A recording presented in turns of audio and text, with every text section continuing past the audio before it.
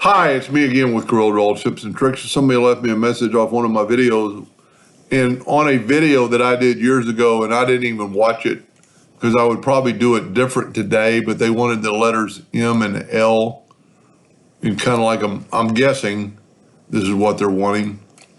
Pretty easy, pretty simple. I've just typed out M and L. They are grouped. They're still a text, so I'm going to break them apart.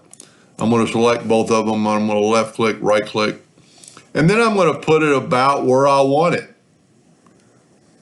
You know, you could use your imagination or whatever you want to there. There's a couple of key things. We're going to take both letters separately, and we're going to contour them to the outside, both of them. Now we're going to select them all, and we're going to go to Object, and we're going to break the contour apart. So now what you need to do is take the Smart Fill tool, fill on any color, and we're going to grab that,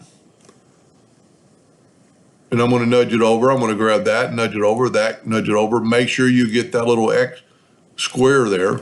So now we got the entire outline. We need to combine it, because if you don't combine it, those little bitty squares might show up in printing. I'm not for sure, but to be safe, we are going to combine them. You could do this a couple of ways, but combining them will definitely take away those little bitty, minute little lines. So now we have the outline. We can take away the outer, and you can always tell that you've got the red selected. I'm just going to move the red out of the way. Then we're going to have to go to Object and convert them to a curve, because they are a text and they will not allow you to cut it, and then cut this out. And then take your Smart Fill tool on whatever other color you want. Let's use blue. And we're going to nudge it over and nudge it over. Whoop. So I missed a step.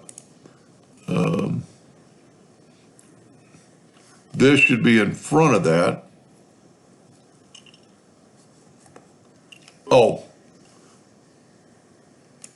So what you could do is just do both those, but I would then shift select the other blue and combine it. That'll make that all one piece, and then put your M there. Still not what I'm wanting.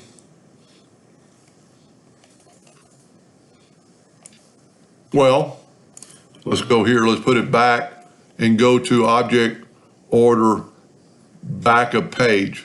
There we go. Now we have the outline around there. It looks like the L is up in front, kind of like I did on this one.